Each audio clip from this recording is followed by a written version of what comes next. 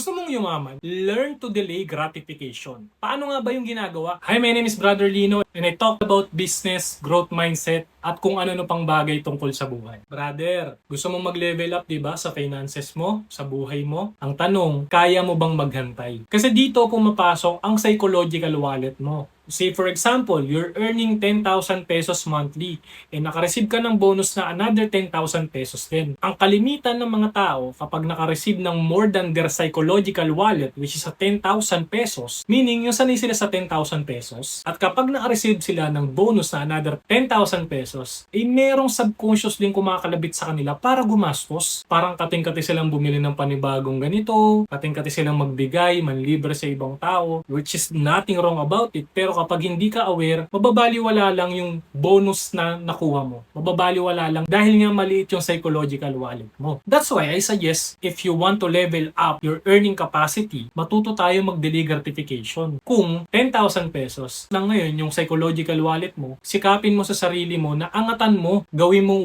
100,000 yung psychological wallet mo. Nang sa ganun, kapag nakareceive ka ng bonus na 10,000 pesos ulit, is hindi mo gagastusin dahil you are thinking na kulang ka pa ng 80,000 pesos. And gawin mo yun over time, magugulat ka na lang na ang dami mo ng savings, ang dami mo ng investment, at ang dami mo ng naumpisang negosyo. That's the power of delay gratification.